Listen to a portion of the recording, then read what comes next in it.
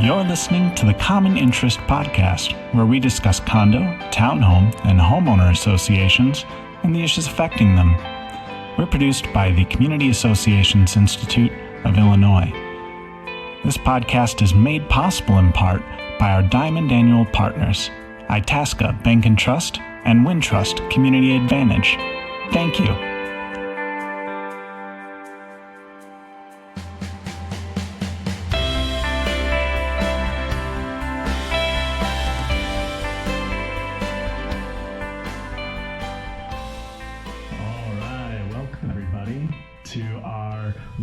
Q&A on reopening association amenities. Glad you can join us.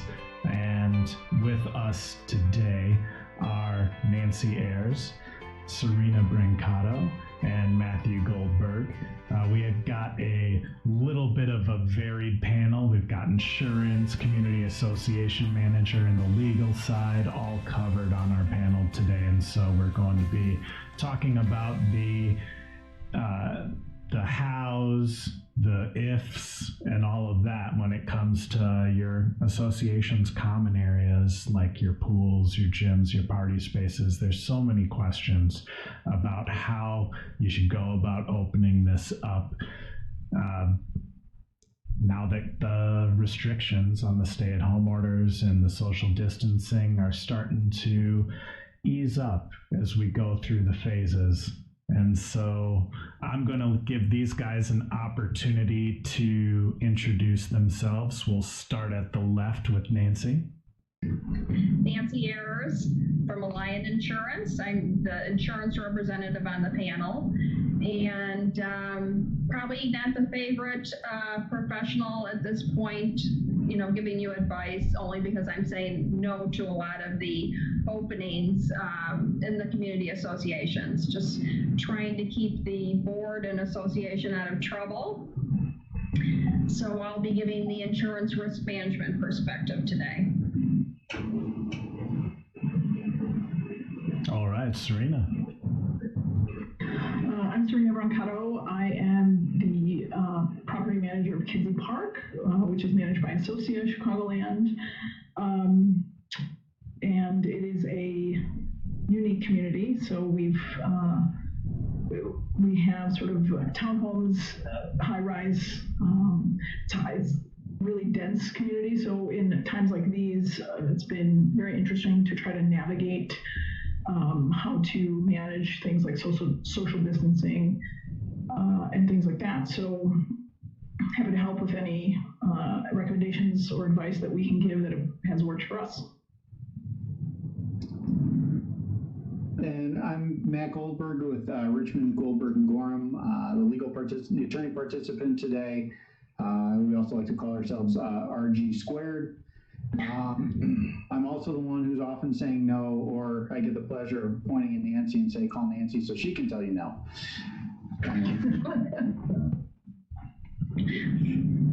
All right, so let's... I guess I should add that I'm the one who always has to say yes. Or let's ask our attorney. maybe they'll be able to tell us how we can do it, which is one of the things that we're coming here to do today. If mom says no, go ask dad. That's the way it works. Oh yeah.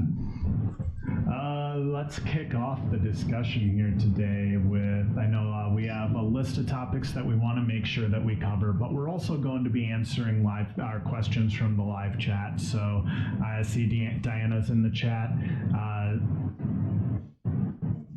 If you have any questions, just shoot them in the chat. I'll be reading that as we're going along, and if it makes sense in the current topic, I'll throw it in there. If it's going to be covered in a later topic, then I'll add it in at that point. And if it's not in any of our topics, which I'm sure some of your questions are, they'll be circled back around to at the end. All right? Great. Our first one is going to be about building staff. So during common area space, there's a lot of them that have been closed during all of this, and as they're reopening, how are we keeping our building staff safe?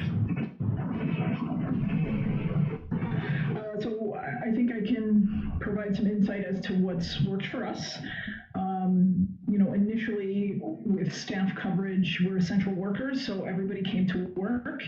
Of course, we provided facial coverings. I think the biggest challenge in March was where do we get these supplies, right? So that was really, really challenging because there was such a shortage. So one of the things we did was reach out to the community itself, and it turns out there are some seamstresses or people who know how to sew as a hobby.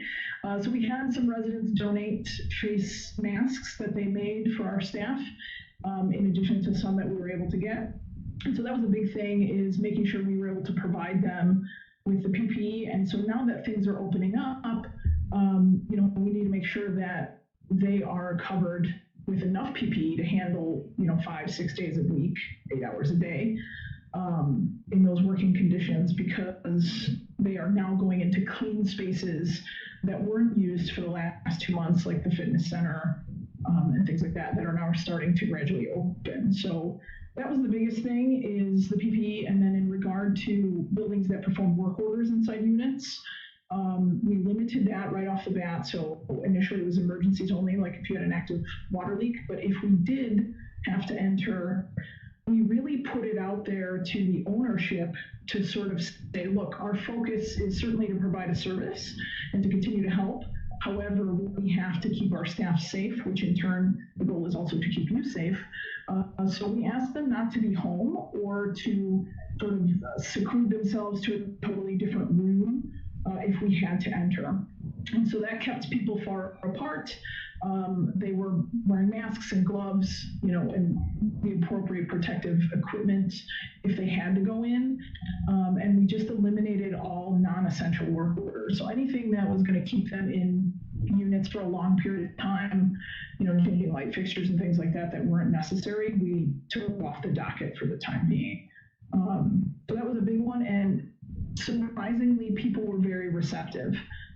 Our impression was that the demand for work orders would increase since most people are working from home, so they might have figured, okay, I have time to sort of get these things done. But they really, once we put out that the priority was to keep them safe as well as the staff safe, we really try to focus on that, and it went well. And I think most people understand, the severity of the situation. So. Yeah, I would just add to that, one question that comes up a lot in terms of keeping staff safe and keeping everyone safe is, should unit owners be required to wear face masks in the building, and can we do that? And so one of the important distinctions is, are you creating a policy for the association? We want everyone to wear face masks, or are you creating a rule that you could enforce with some sort of fine if people aren't following them? And so, it's not only, jumping ahead a little bit, but it applies to this as well, for keeping the doorman safe when people are passing by, keeping the janitor safe, the other building personnel. Should the unit owners be wearing face masks? And if so, can we somehow enforce that? Yes, but it depends on which mechanism you want to use. Do you want to police it? Do you want to have a rule in place, or do you want to make it a policy where people should follow common sense and just do it? And then to add on the insurance end for essential workers, Governor Pritzker did sign on Friday. I know we've gone back and forth with workers' compensation for essential workers in Illinois. And initially, Governor Pritzker included essential workers under workers' compensation, and then business got involved and said, wait a second, hold on, let's look at what we're doing here. But at the end of the day, on Friday, Governor Pritzker did sign an order that would include essential workers under workers' compensation. And there are some exceptions. This will run from, mid-March until the end of the year, end of 2020. If an employee has not been in the building for the past 14 days, that would be an exception that may not be considered under workers' compensation. or if the association can prove that they followed all the guidelines and provided protective equipment, that would be considered in the decision for the Workers' Compensation Commission. Also, if the employee contracted from another party, an alternate source, and didn't contract the COVID-19 at the building, that would be considered. So, but we're encouraging employers to track the safety procedures and have everything in order in case something comes up. If you do have a case and an employee comes to you and feels that they caught the COVID-19 at work, that's a claim that really should be reported and allow the Workers' Compensation Commission to make that decision on the claim.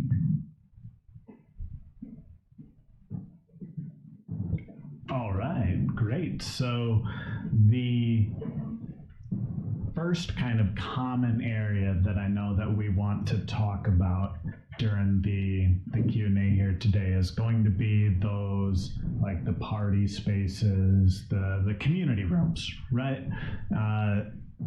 Now, I have a question as far as community rooms go, as far as where do you usually see these? Are these a mid to high rise kind of exclusive thing, or is this something you see in a lot of HOAs? So that's a question I do have as we maybe jump into this. But then how would these go about being opened? And I guess in general, I'll let you guys jump into it.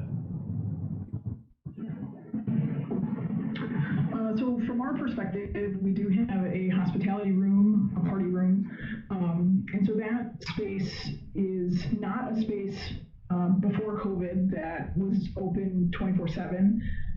It's a rentable space, and so essentially we completely closed it off during the second phase. For this phase 3, we said with the stipulation of a party under 10 people that was comprised of residents only. So essentially anybody that had a reservation canceled it because typically that space is used for baby showers or things like that where they're bringing people in from the outside. And that space that we have can hold over 100 people, so it's a larger space. And so coincidentally, no one really wanted to pay for rental of that space if you couldn't use it for outside folks and for any greater than 10 people. So I think that for us, that particular amenity was easier to manage given the stipulations. Mary, I'll say no first. Go ahead. No, okay. So, the information on this is changing all the time. And so one of the things I was looking at was a new piece that was put out by the Illinois Department of Public Health on swimming pools, which I know we're going to talk about a little later, but it does include some other guidance in there. And we were talking about earlier, it says clubhouses, playgrounds, waiting areas, viewing areas, and any other communal gathering places should be closed. It doesn't say must, it says should, and then communal gathering places, it's pretty broad. So does that include your community rooms indoors? Does it apply to outdoors? A lot of this is unclear. But the first thing when it comes to any amenity, I tell any of my clients is, if you're going to open it, assume when, not if. Someone will eventually sue you and say you didn't clean it properly, you didn't maintain it properly, I caught COVID, pay my damages. And the first question any volunteer board should be asking itself is, are we covered on insurance? Are we covered for defense of the case, even if it's going to be really hard for a plaintiff to prove? Because if those protections aren't in place, why would you as a volunteer want to potentially take on that liability? Right, and I think it's confusing when we see the guidelines that are released for opening pools or for opening the gym or community room, I guess we tend to think, well, then we can open now. Or you're saying that maybe that's not the case, that the guidelines may be one thing, but then we may not be allowed to open those areas. So that would be an issue with insurance. This is really the first time that we've had this situation with a pandemic and with an expectation that insurance policy is going to defend a claim. So without any experience and knowing how the claims are going to be handled, it would be difficult for us to say, yes, you don't have anything to worry about, the insurance will cover it. Based on the policy language, this type of event does not meet some of the definitions of a claim under a policy. It really needs to be an accident or an occurrence that took place. And it's really yet to be determined if just catching the COVID-19 would meet that definition of an accident under a general liability policy. Another condition under the policy is that the event is not expected or intended by the association or the client. And especially if you're not supposed to be opening the community area, and if you decide to open it, then you may expect or intend that that event would occur. And that could be a defense that the insurance company uses to not pay a claim or not defend the association. So really, out of an abundance of caution, we're recommending that associations do not move forward with some of the higher risk activities, opening the pool or having the community areas where people are coming together. There are also a number of exclusions under the policy that could come into play. There are pollution exclusions that may include virus. Some of the mold wording, there are mold exclusions under a general liability form, may include virus wording within the mold wording. So it may not be apparent under your policy whether or not you're covered for this exposure. In addition, a number of companies are starting to add the communicable disease exclusion onto the policy, and this is just, a reaction from, what's going on with the pandemic at this time. Okay, so I have a question from chat from Kathy Slate, and these community rooms, they have a reservation process. Let's say it's like Serina's association here, where we've got a reservation process. Would a waiver of some sort help in covering the association during the reservation process? So there's two schools of thought with a waiver. One, the obvious, say we have a waiver, therefore absolved of us of any liability. And then there's the other school of thought, will the courts enforce the waiver? What happens if, Jane Doe signed the waiver, so maybe you're protected from her, but she alleges she caught COVID in your pool, your community room, your gym, went home and gave it to the rest of her family who didn't sign the waiver. What if Jane Doe brings the kid to the community room or the pool? Waivers for kids, not enforceable. And then there's the insurance side of it, and Nancy can talk to it a little more, but if you're making people sign a waiver, is that an admission you were doing something you probably shouldn't have been doing in the first place? Right, and I would agree with that it may further enforce that expected or intended exclusion under the policy. Again, not trying to be an expert in this subject, only because we don't know at this point how insurance companies treat each claim. A lot really depends on how the claim is presented too. Whether someone's saying that the association should have known this and then had them sign a waiver, or if it's just being presented as they were negligent in not cleaning up the area, and that was the cause of the loss. So there's a lot that goes into how a claim is presented, what the allegations are, and how that fits in within the coverage on the policy.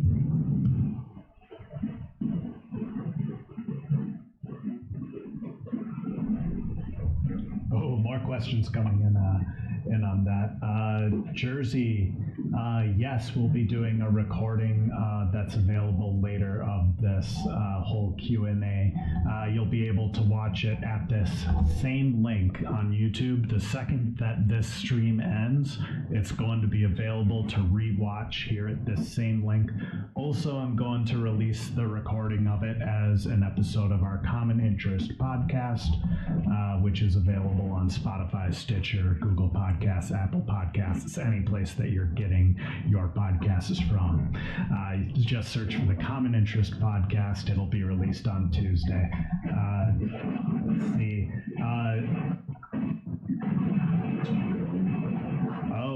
From Dick in the chat, should the meeting of the board or of association committees have the same restrictions as the rental of the room?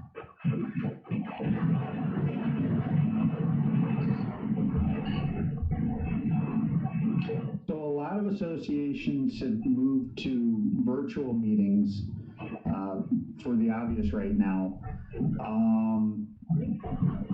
I don't, if you're not going to be able to keep your meeting to 10 people or less in a community room, which I don't know if, obviously there are several associations that would meet that anyways, but if they're that size, they probably don't have a community room.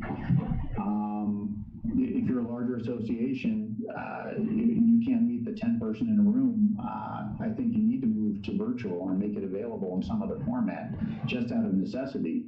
I think the other ways you're taking a risk you don't want to take.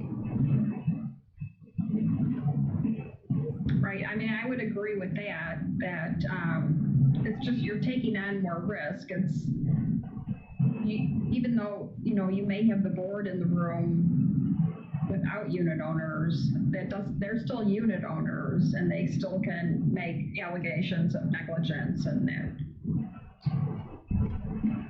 they caught COVID having to attend the board meeting. Again, it's really more out of abundance of caution that I'm recommending this, but since we don't know how these claims will be handled, that's the recommendation that we need to make. And just kind of more globally, why these conversations with your attorney and your insurance carrier are so important.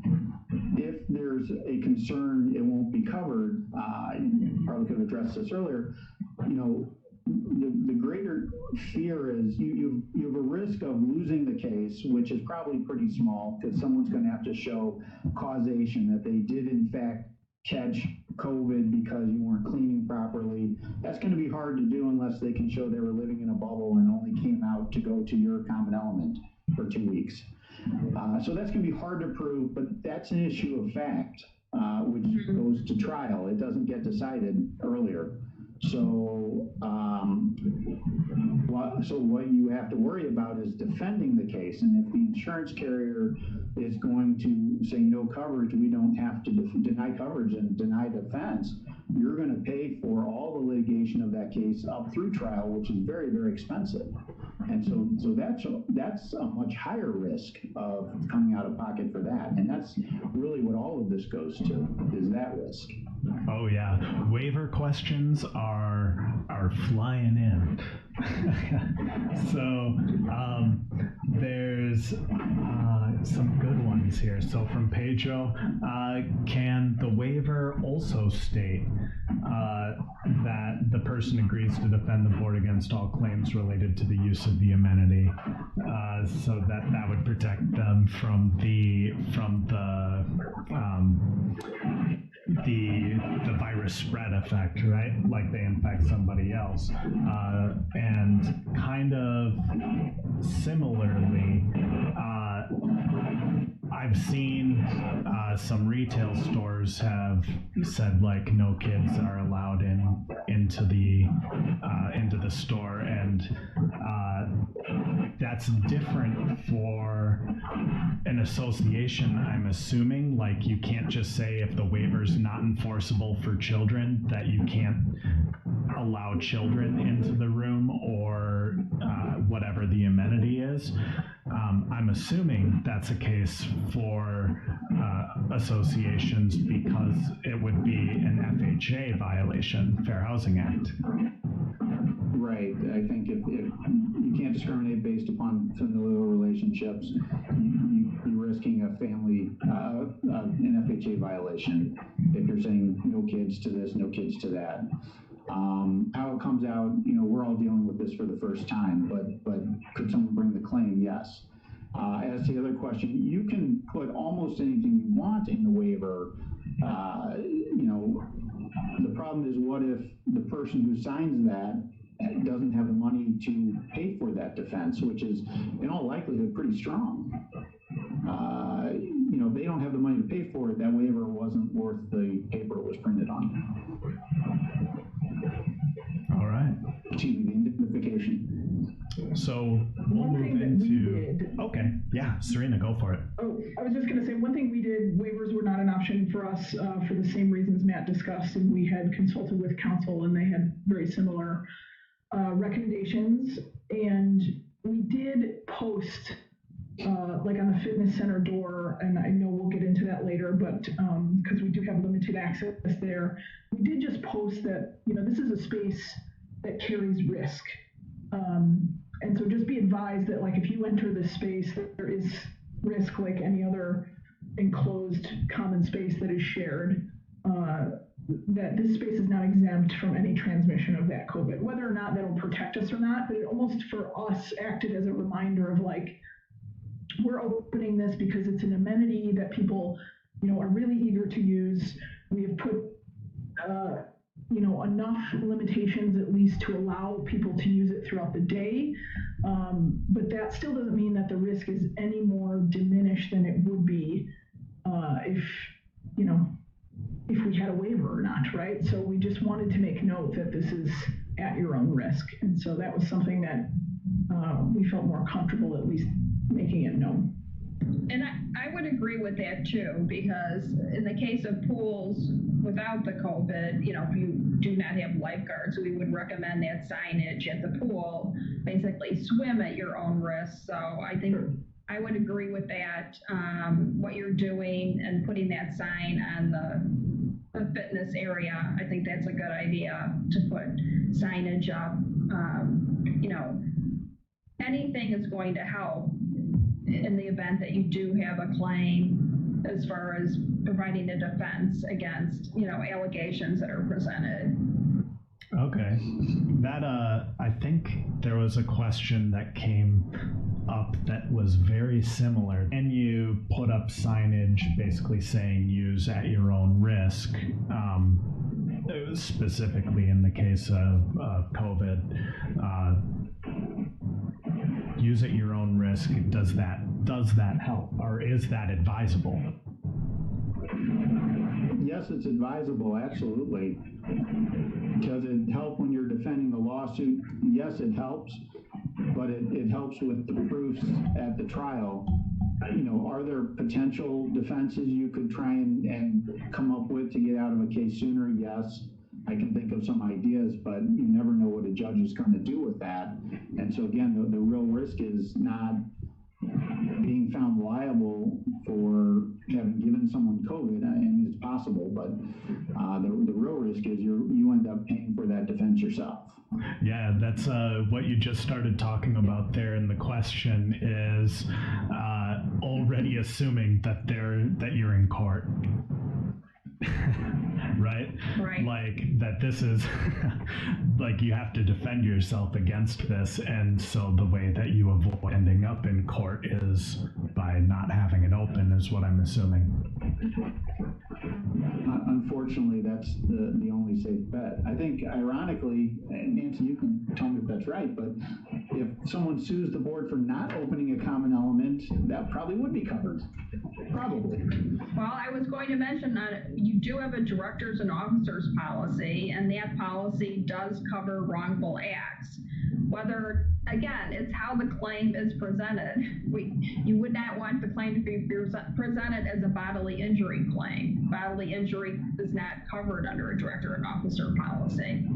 So, but if it's trying to open a pool and someone's upset that the pool's not open and they file a suit, that has potential to have some coverage under the directors and officers policy. Okay, so you actually just hit Tiffany's question from the chat here. That what does the directors and officers insurance cover? And by saying the bodily injury is not covered, but the wrongful acts like withholding an amenity that they're paying dues for and whatnot, if that was a case brought against them, they could likely be covered. Whereas if they opened something and ended up with somebody catching the disease, that's not the wrongful act, that's the bodily harm. Right. We would prefer to see someone not doing something rather than doing something on a go-forward basis. The reason I mentioned bodily injury on the directors and officers is it really depends how the claim is presented. If it's not presented as a bodily injury claim and just as that someone wants something, they want the pool open or they want the exercise room open, that may be a claim that could be defended under the directors and officers policy. I want the ability to hurt myself. Right. Okay, so I think a lot of the community room discussion that we had probably also applies to rooftop decks and outdoor spaces, except for the fact that it may not require reservations. It probably doesn't require reservations to access these.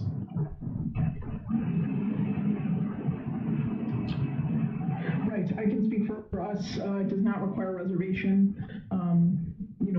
For us also, we have a very large deck where you can probably safely social distance 40 or 50 people. It is the entire length of the building. So it's been a big debate because it's so large, and especially as owners are super eager to get outside and the weather's turned. There's that question of if we can safely be up there at a 6-foot distance, why can't we use it? And so that's been at the board's feet. We've actually had a regular board meeting twice and a now special board meeting about it. So it is a hot topic. But our recommendation has and will continue to be to simply follow the guidelines that the governor has put forth.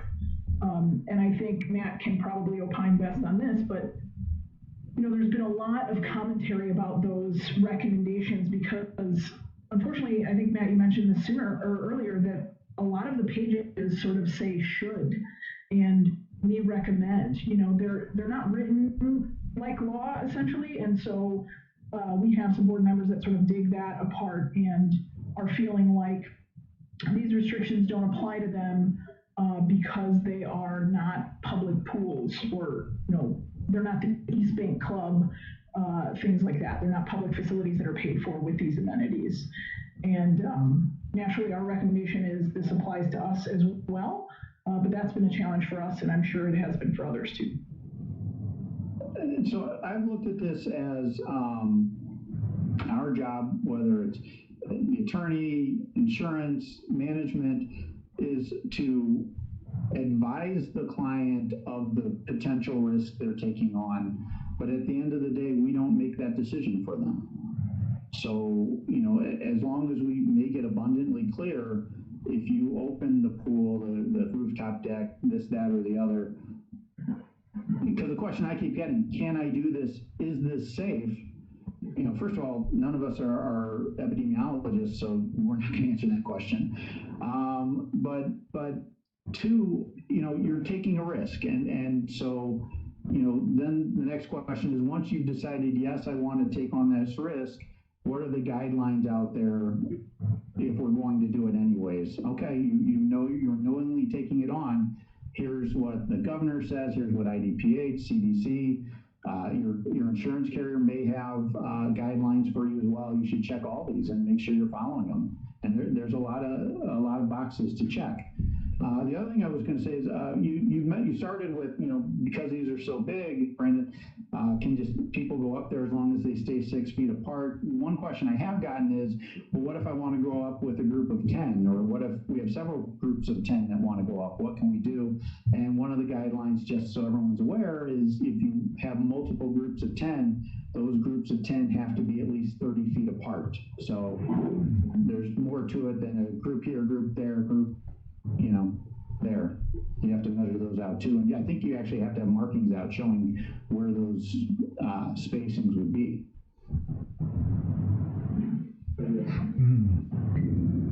Interesting. Right. The next thing that we've talked about a little bit and started to go into are the gyms, fitness areas. We're all cringing. Well, I think that one thing that brings up that cringe response is just all of this, all of the information that we've heard, whether it's 100% accurate or not, about where it lives, how long it lives, and how it's spread. Like the thought of bodily fluids, of sweat being left on machines, and people coming back in, even if you're social distancing at 6 feet apart, probably brings up different issues. Is this one where it's like categorically don't think about opening this one? It's not a good idea, or are there steps that can be taken?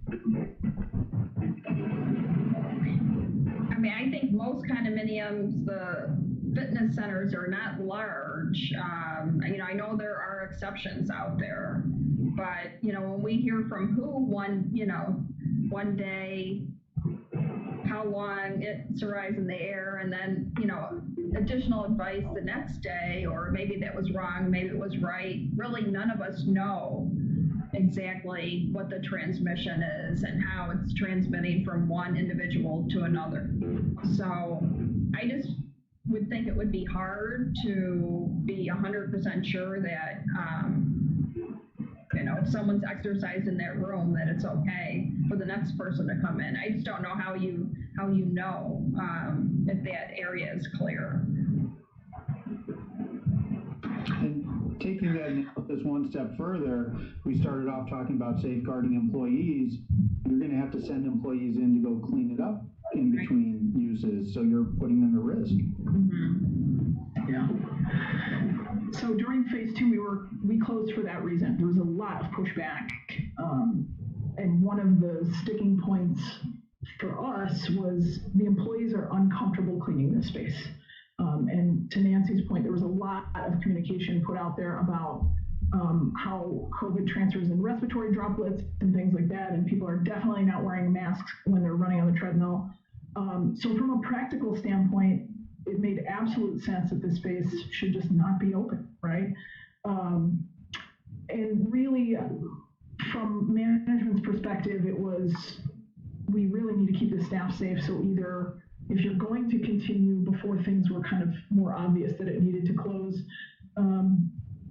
we went through all the options of like, do we keep the risk sign up and people have to clean it themselves, or do we hire a professional firm to clean it?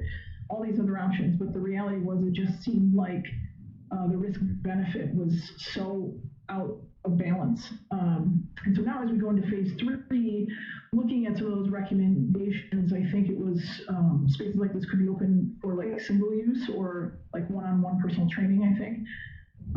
So that's what we did. We used Building Link, which I'm sure many of you out there have, and we made it a reservation space, which it wasn't before. And so people can reserve an hour at a time. it's still at their own risk. It's closed 1 hour a day for staff cleaning, so we're super clear about it gets cleaned once. Other than that, you need to maintain it. And, you know, although it wasn't necessarily our primary recommendation, this was the sort of way the board amongst themselves negotiated to get it back open, is the single use throughout the day. So it's been working thus far. It's only been, you know, a handful of days. But at least when you're in there alone or with someone else that's in your household.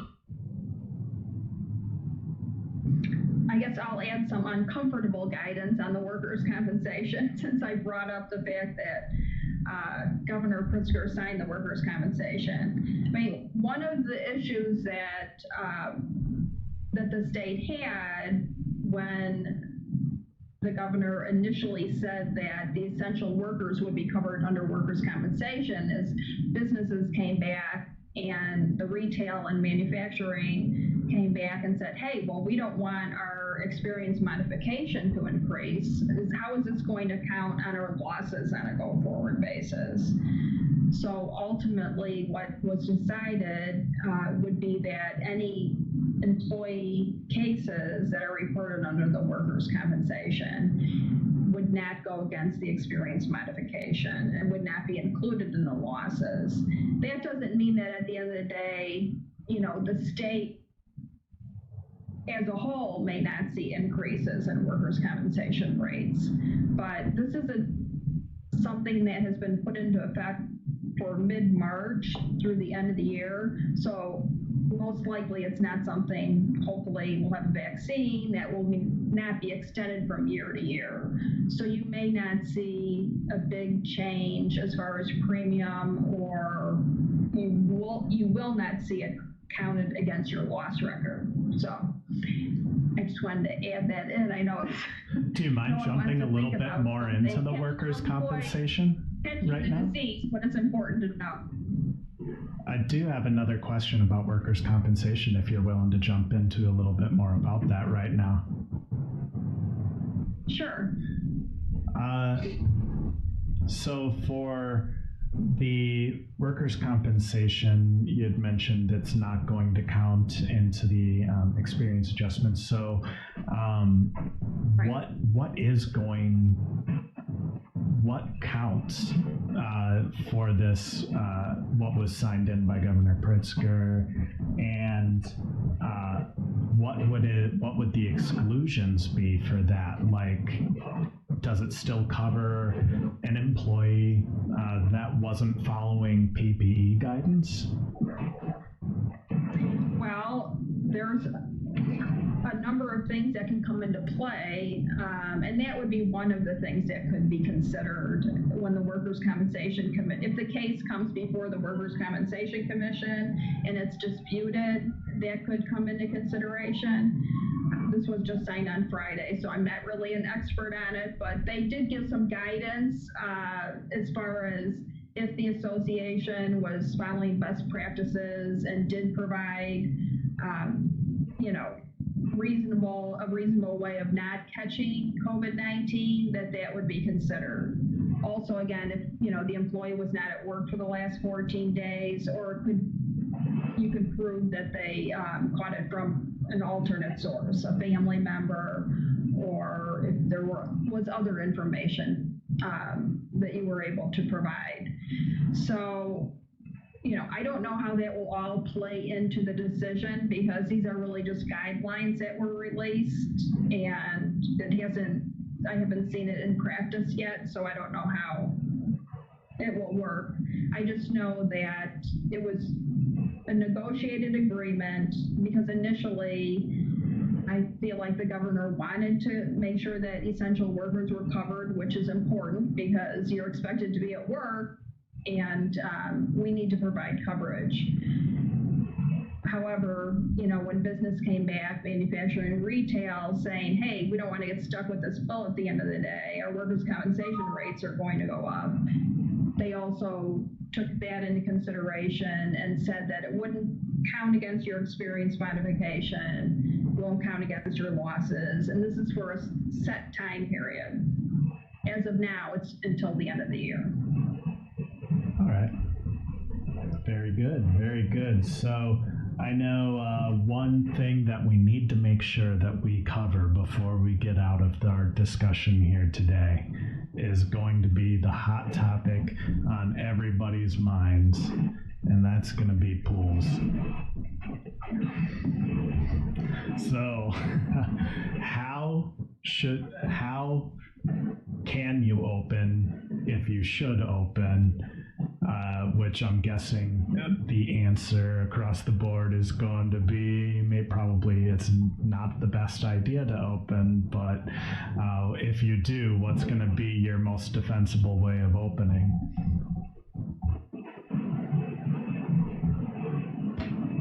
So I guess I'll start. Obviously, after the no comma, but so again, the IDPH put out some guidelines, CDC as well, and I can't recommend enough checking those sources, regularly because it's always changing. But this came out June 5th, and it says during phase 3, swimming facilities licensed by the IDPH, Illinois Department of Public Health, are not to be opened except for lap swimming, diving, swimming lessons, swim team practices, and therapy pool use. Water parks, bathing beaches are not to be opened in phase 3. So if you're opening the pool for people to lounge around, I think that's a pretty clear no. Under even the governor's restrictions. If you're going to use it for those other ones, putting up signs are recommended. I'll read it to you. Operators should display signage at entry with guidelines for face covering, social distancing, and cleaning protocols. Operators should provide updates to employees and customers on COVID-19 and swimming facility policies via its website or social media channels. So I mean, right off the bat, that's where I would go to start, is think about the signage, swim at your own risk, be aware COVID is an invisible, problem and cannot be contained. So you are doing this at your own risk. We've talked about waivers. If you're going to open up pools, take those precautions. I don't know, talk to your pool professional about what, if any, steps and guidelines they have, in addition to talking to insurance.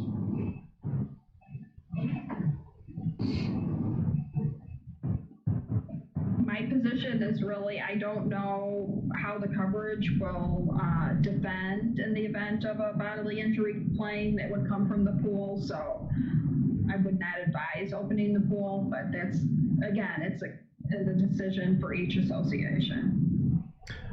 Question for Matthew, right quick, before we get too much deeper in. Was the link to the to what you were citing, is that one of the ones that you sent me earlier? Yes. Okay. Yeah. So someone wanted which one was it? Swimming facility guidelines from DPH. Yeah, correct. All right, I'm going to post that one in the chat. Go ahead, Serina, sorry. Oh, it's fine. I was just going to say that, aside from the obvious recommendations, which we also said, let's defer to our attorney, some of the things that we've tried to encourage the board to consider is separating. So let's assume that they want to continue to open anyways.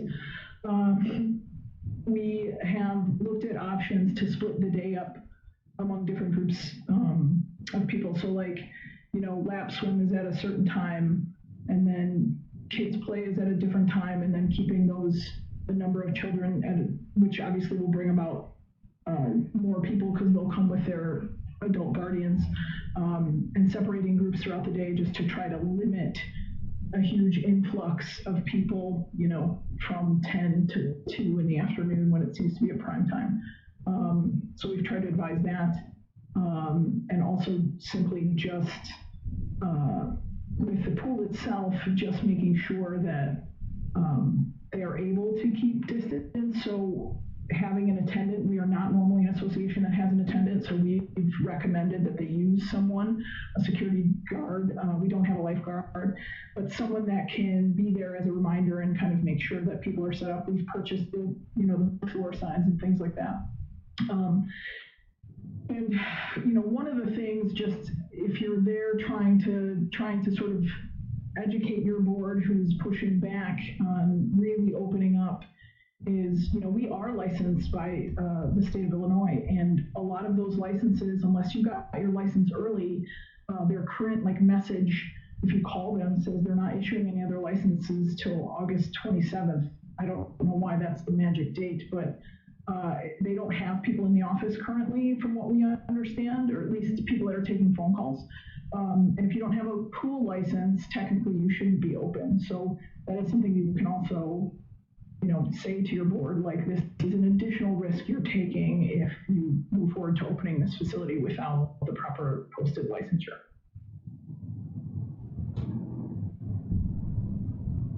Okay, so there's questions that we're getting about conflicting information. So there's guidelines that are being given for community pools, and that seems to be a conflict between city and state. And also, there's a question about whether those community guidelines even apply to community associations. And I'm going to throw a guess out here because I see Matt's response, but I'm going to guess that the reason that community associations might not fall under those community pool guidelines is going to be because they're not public pools, they're private pools. That's certainly the argument, but the guidelines say they apply to any pools licensed by the IDPH. They don't distinguish between commercial pools and private pools, so I would err on the side of it does apply to these private pools. They're not private, they're private, but they're community pools. Private pools in your backyard of your single family home and you're the only one using it, and it's probably not licensed either. But at your community association, it should be licensed, and it doesn't distinguish. It says, and I'll read it again. During phase 3, swimming facilities licensed by IDPH are not to be opened except for lap swimming, ... It doesn't say commercial pools. It doesn't say community pools. It doesn't exclude or include. It just says licensed by the IDPH. So I think that's pretty general. And if you think about what the governor's been doing this whole time, I mean, the whole purpose is to try and help people protect themselves and guard against this. And, if you're going to say, well, I'm not going down to the community pool, the suburban pool, the city pool, but I'll go down to my community pool, which still has 10, 15, however many people who want to get into it. It doesn't, I don't think that changes what his intent was. So I think I would err, it does apply. Okay, so then in that case, since the advice is, or what they're being advised is that pools that are certified can't open during phase 3, what about phase 4? Tell you when we get there. If we get there. There's questions in the chat about phase 4, like when phase 4 comes, and these guidelines are saying things like you can scan people for temperature before they enter the pool, kind of stuff. Is this going to be a possibility for opening pools?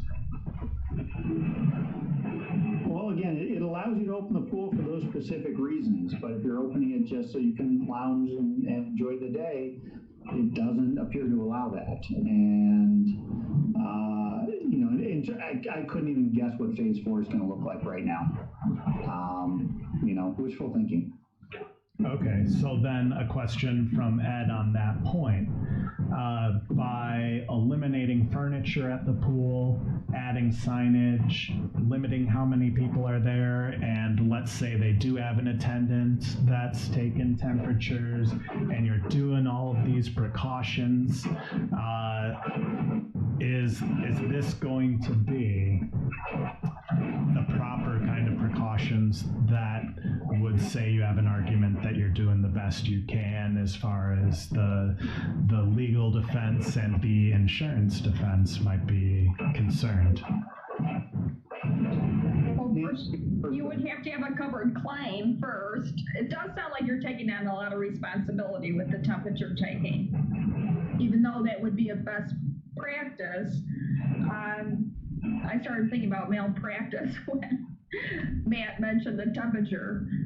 There's just so many implications to the policy.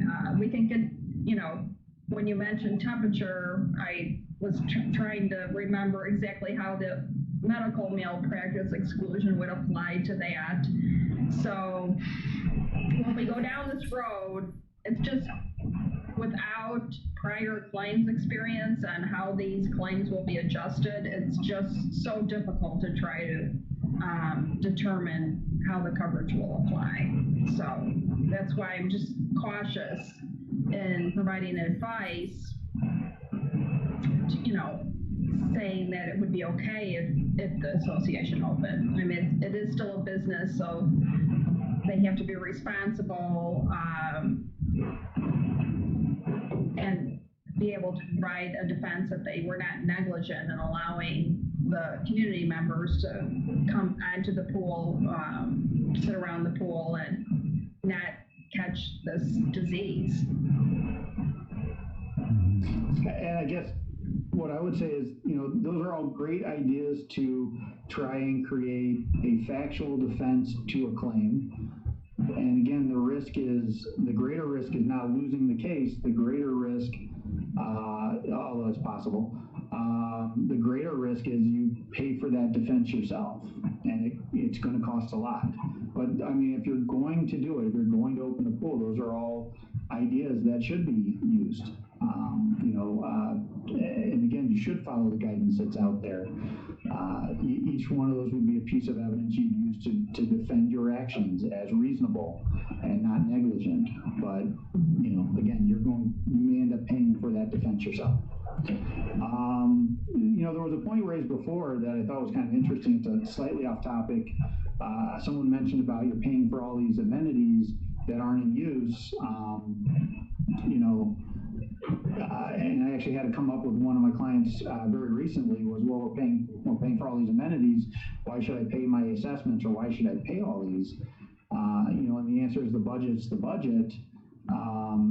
They can take into account those expenses they didn't have next year when they're formulating the next budget if there's a surplus, or associations can theoretically revisit the budget, mid-year and see if something different is necessary. But that was one question that I've seen a lot of too.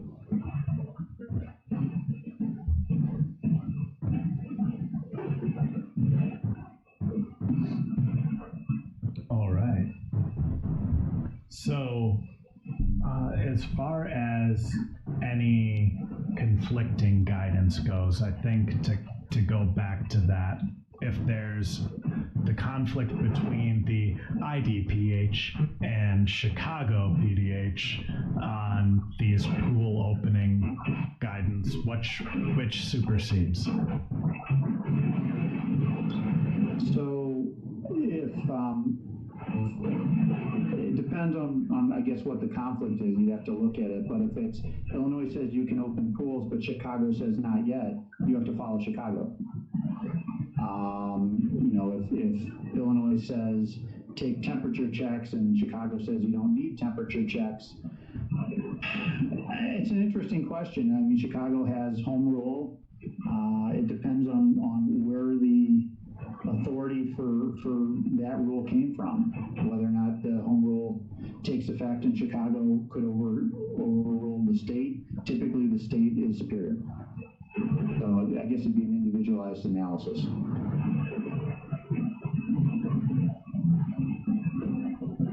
Okay.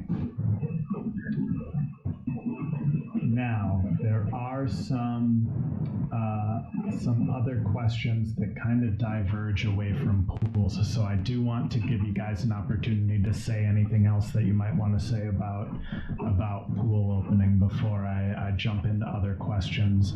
And I do want to make another point. It's that if we're going to jump into more questions, I need to make sure it's okay with you guys because I want to respect your time. And I know that we did schedule from noon to 1, and we are at 1:06 now.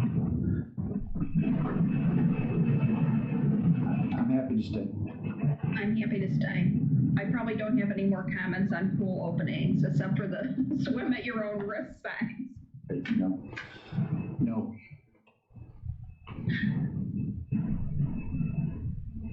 All right. So let's take a look here.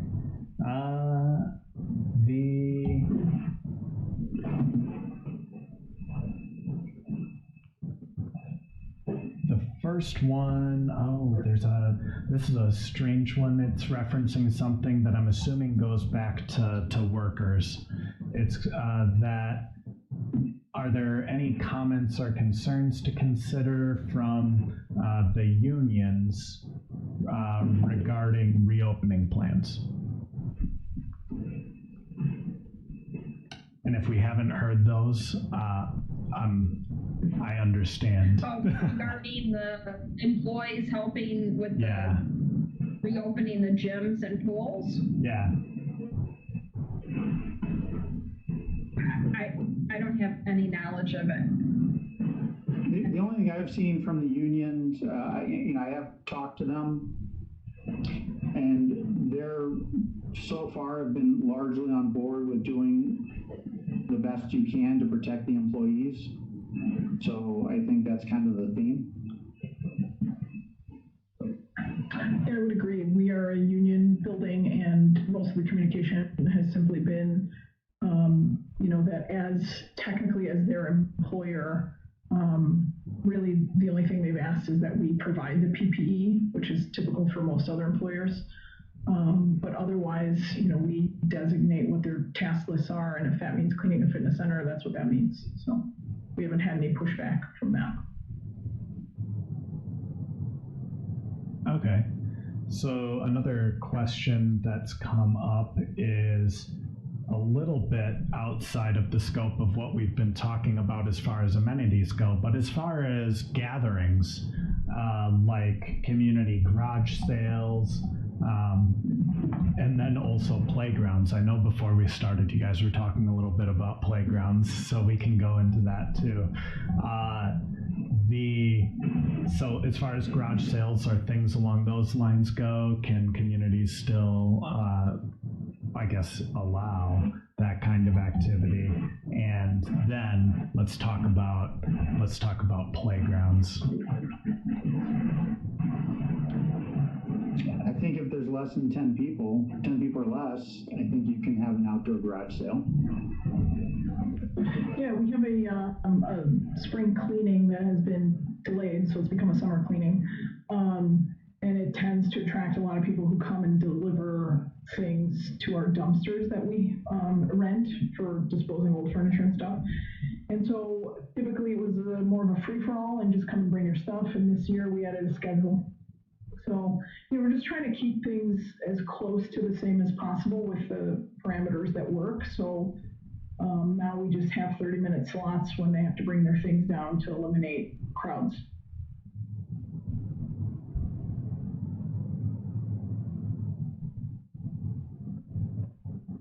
All right. In regard to the playgrounds or the tot lots, I did not think that they were open at this point, or?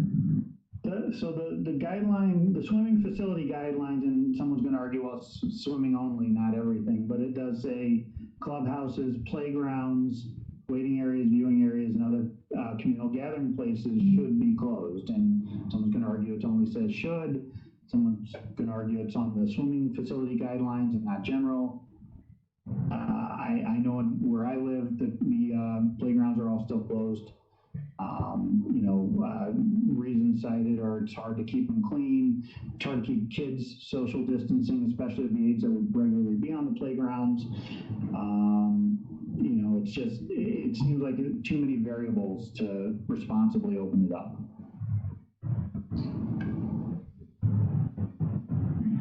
Okay, so this one is a question for Serina. You said that the licenses, this goes back to pools, I believe. You'd said that they will not be receiving licenses until August 27th. Was there a resource that we could send people to that would back that up? It was just a voicemail recording that we received when we tried to call them. That's all. Yeah. So calling them, that's the recorded message they've got? Right.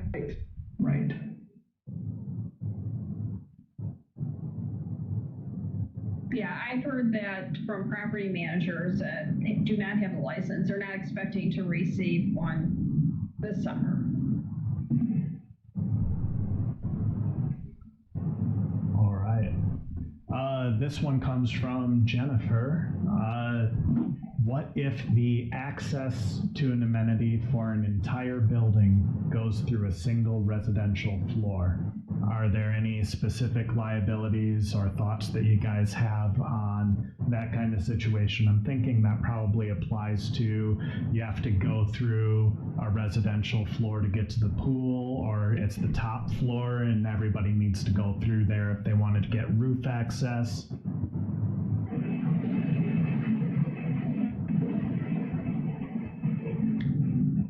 Right. As far as cleaning that floor, I guess you would have to increase the amount due to the additional traffic. I'm not sure what the question is. Okay, so like for a roof deck and everybody in the building that wants to use that roof, so to use this common element, everybody in the building needs to pass through the area that would only be used by residents of that floor otherwise. Are there any additional liabilities because you've got more traffic coming through this area? I mean, again, I guess it depends on, always go back to, we really don't know how long that spray or droplets from your mouth can stay in the air. I don't know if anybody has ever really, I've heard so many different time frames for that. If it's an exaggeration that it could exist for an hour or two in the air. I mean, if that were the case, then if you have traffic walking through a hallway, common area hallway, additional traffic, it does affect the unit owners in that area. I just don't know how you would prevent, that from happening. If it's in the air, it's not like you can go by and, clean that area any more than you're already cleaning it. Yeah. I think to Nancy's point, one of the recommendations that's been consistent, I know there's a lot of inconsistency, has been to, clean and disinfect high-touch surfaces. And to Nancy's point, I think if it's a highly traveled area, then you might want to hit it a little more and pay a little more attention to it. Okay.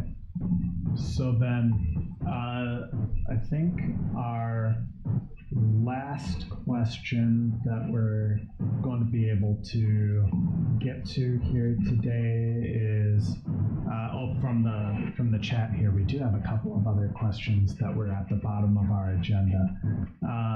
This is a general insurance question as far as director and officer liability goes. So the board, let's say the board makes a decision that they want to reopen one of these amenities, and it's in opposition to one of the individual board members. is that individual board member, if they have a personal umbrella policy, going to be protected if something comes up? Is the board member going to be protected? Yeah, against personal liability. Some personal umbrella policies can provide additional coverage for outside responsibilities on a board, but they're also dramatically different. I couldn't comment on a personal liability policy. Most of the policies that would provide that coverage are probably more on the high end, high net worth, maybe a Chubb or Pure Insurance company. So the director of coverage, officer and director coverage, the main primary coverage is going to be on the director and officer policy, which provides coverage for former and current board members. If there's a claim regarding what we would refer to as, a non-monetary claim where someone has a dispute over opening or not opening, that's the type of situation that could be covered, that could provide defense under the directors and officers coverage. Okay. And then I think we covered actually the questions we have in the agenda, except maybe this one specifically.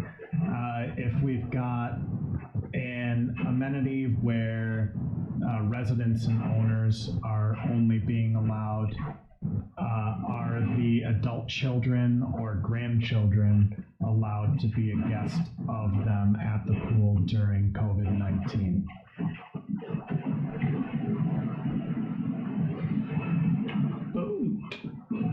Serina, go ahead. I was just going to say, we put the restriction on all these amenities that we are opening for no guests. And so we had that question similarly, what if my girlfriend or boyfriend is here 5 nights a week, right? So can they come to the pool with me, kind of thing. And we, in an effort to not be discriminatory and to be as, I guess, streamlined across the board, we simply said, if you are not a registered resident in some capacity in our system, meaning you don't have a current lease or you're not an owner on a deed, you're a guest, and therefore you cannot use these facilities for the time being. All right. Great. Now I want to bring us to our last thing here, which is just going to be closing thoughts. So closing thoughts, we're gonna go from left to right here. So just give us your wrap up from today. And Nancy, if all you want to say is no, that's fine. No, but I just want to hear, how do you sum up the guidance that you're given as far as these association amenities go? Well, I wish I could provide better guidance as far as, how the policies would react and, how claims would be paid. It's just without any prior claim history and without court decisions, it's just difficult to provide that guidance. So I do err on the side of caution. Being a unit owner myself, I do understand when you're an owner, it's your liability. So I would prefer to, in my situation, to err on the side of caution and not invite that liability lawsuit. Also realizing that everybody's kind of stuck in their unit right now, so it's a difficult situation. There's really nowhere for the unit owners to go. And it's been now 3 months. We just don't know when it's going to end. So I feel your pain. I wish I had better news for you, but I would encourage you to look at this and be conservative when you're deciding on opening your common areas. All right. Serina. I think from a management perspective, the best thing you can do is put forth the recommendations that are supported by your local authorities. So in our cases, obviously, I think it's unfortunate that some of these guidelines put forth by the governor aren't as clear, I think, as we might want. But I think we have to be practical and sort of level with your board and say, the entire country was shut down for 3 months. I don't think you need to open the pool, right? So there has to be some sort of common sense that you put forth, but ultimately just know that it is their decision. And so whatever your recommendations are, put them in writing. So if they also, probably from an insurance perspective, if they decide to move forward against any of these local authority guides, you're sort of covering your own professional status and license by putting forth your recommendation in writing. Whether or not they follow it is up to them. All right, Matt. First, Brandon, thank you, and thanks CAI for having us here. And Serina and Nancy, this was a lot of fun, so thank you both. I enjoyed it. I hope you guys did too. And thank you to participants. I think there's a lot of people and a lot of good questions. So, we're here to help you manage your risk and manage your associations. Just looking at the 10,000 foot view of it, at the end of the day, boards, you have a fiduciary duty to your unit owners. And one of the first things a lot of the declarations say is for the health and safety of the property. So if you take a step back from, all this and think about what does that mean, that's a lot of responsibility to take on. And, you should look to first and foremost your property manager, and then look to your experts, look to Nancy, look to your attorney, look to the people who are dealing with these issues for guidance, and we'll try and help you manage your risk, even if it's not something you want to hear. If the answer is no, we're telling you for a good reason, because we're trying to keep your risk as low as possible. But if you do, despite that admonishment, choose to go forward, we'll try and help you do so in the best way you can. So that would be my close. All right. Well, thank you guys for being the panelists here today. In case it hasn't been mentioned otherwise, you guys are all volunteers for CAI, right? Right.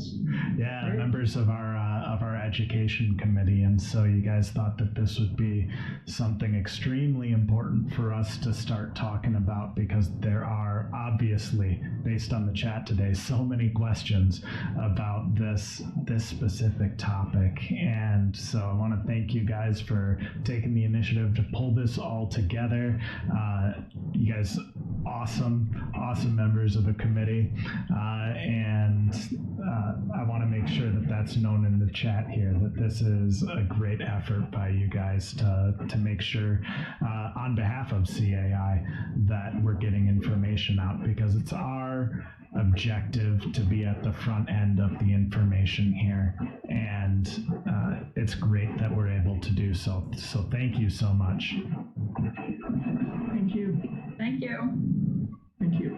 Great, and I mentioned it earlier, but the replay here today, if you're not one of the hundreds of people that have logged in to watch at least part of this here today, I think at one point we had more than 200 concurrent viewers, and I know that it kind of ebbs and flows with people as they come in and go out, so there's been a lot of people that have seen this so far. But if you missed today's presentation, or you missed part of it, then you can find it here, same link as you're at right now watching us live. You'll be able to rewatch it, and then also we're going to be re-releasing it as an episode of the Common Interest podcast, which will come out on Tuesday. You can find the Common Interest podcast at Google Podcasts, Apple Podcasts, Spotify, Stitcher, wherever you get your podcasts from. And so from CAI Illinois, thank you all for coming to participate in the in the panel today, and good luck in your association, whether or not you do decide to open your association amenities.